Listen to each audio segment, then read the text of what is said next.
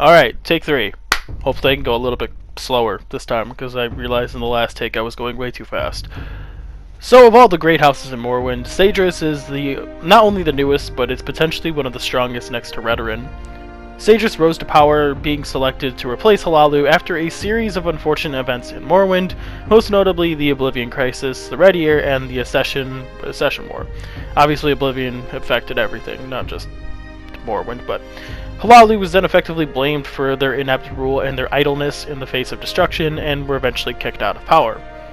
Officially, Sadras was named a Great House of Morrowind in the year 5 of the 4th era, just after the Red Year, but there's still a lot of mystery that surrounds this house. With the minor discussion we have in the Elder Scrolls V Skyrim with Adril Arano, it's revealed that House Hlaalu is hated across Morrowind. And this isn't exactly news to us, we did kind of know this already, at least for a while. But essentially it gives off this idea that House Sadras must dislike the Empire in some way.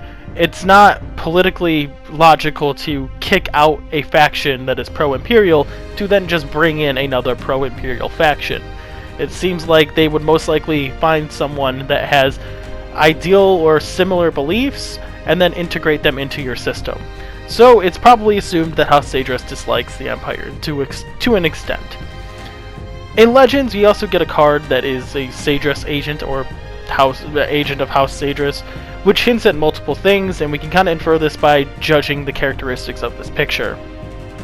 So going off this character's clothing alone, it's darker, it's got a cloak, and it's got a hood. It's safe to assume this character is trying to be somewhat stealthy, and we can assume this because they're trying to remain somewhat incognito with the hood up, their cloak over their armor. They're trying to hide the fact that they're not who they really are.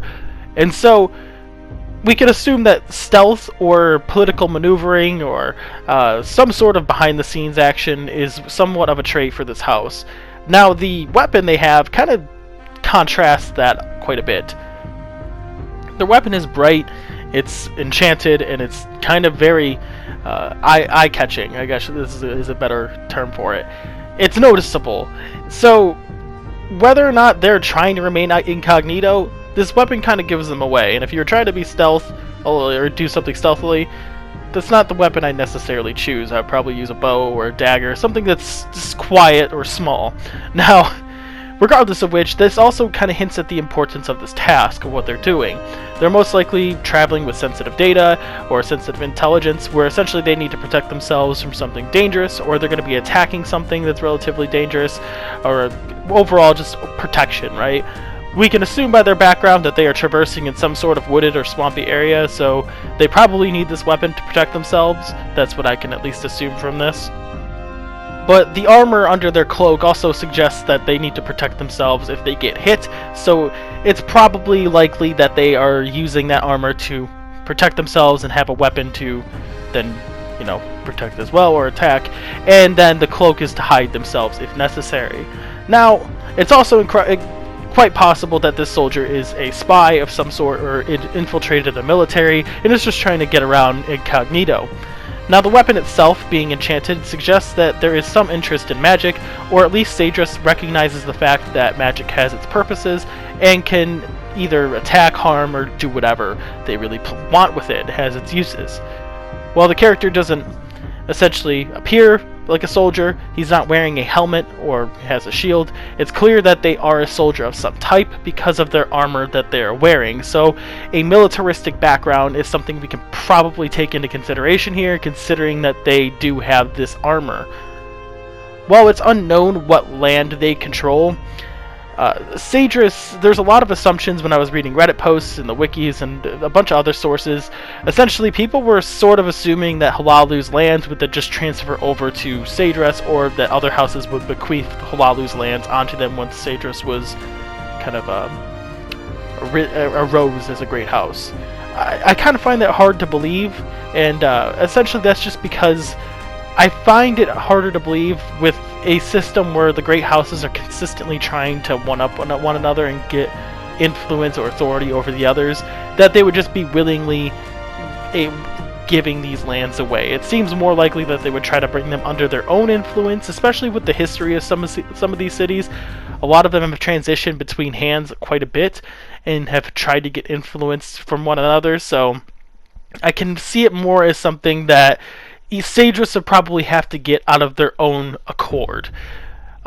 With that being said, with the assumption that they could, most of Hlaalu's lands are kind of in trouble, to say the least. Vardenfell was basically destroyed, and this would include Balmora, Seyda-Neen, and basically the rest of the minor settlements that Hlaalu had on Vardenfell. They're probably gone, and it's more than likely that it could be being rebuilt by Redoran and the other houses that are involved in the reconstruction projects there.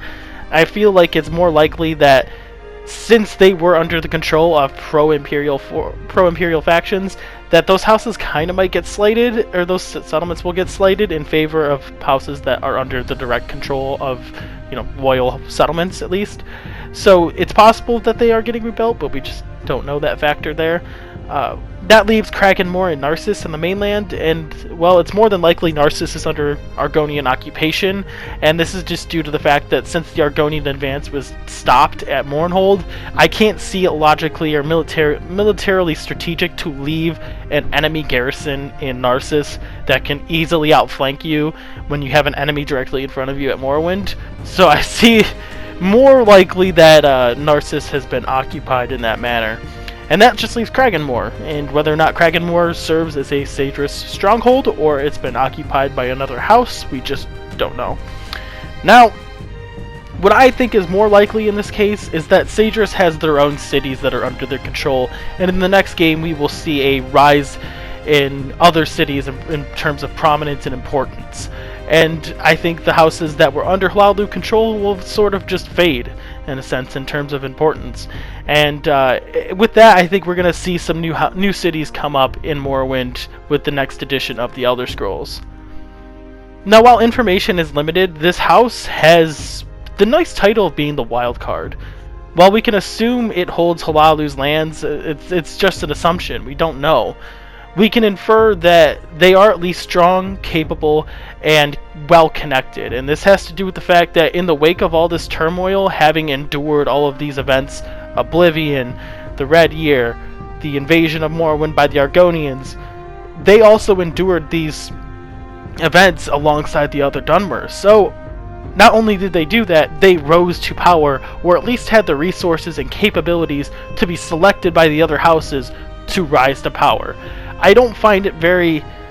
It also could be a matter of two things here. We could go with one being the scenario I just listed, that they are truly capable and truly strong, but also could be the fact that the other houses just wanted a puppet house that they could control and manipulate.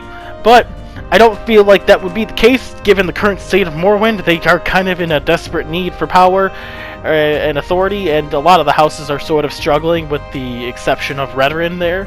So, with that, what do you guys think? I personally enjoy doing a lot of research on House Sadras. They are definitely an interesting wildcard factor in Morrowind. So, it's something to keep an eye out, and like the rest of these videos, we'll only find out with the next game, or maybe in addition to Legends, or some little tidbit we'll get somewhere else. I'm not sure, but it was fun to research this. I wasn't sure if I was actually going to do it, and I did, because I ended up finding stuff.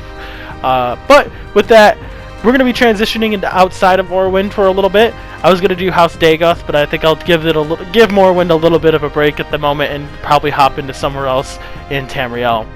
With that, let me know what you guys think. I would love to talk about House Sadras in the Discord chat. The link's in the description below, and I hope to see you all in the next video. Peace. If you enjoyed, please like this video because it really lets me know you're enjoying this content. And if you're new to the channel, please consider subscribing. The links are right here for you to click on, and the Discord chat link is right here as well. And overall, I hope you all enjoyed, and I hope to see you in the next video. Peace.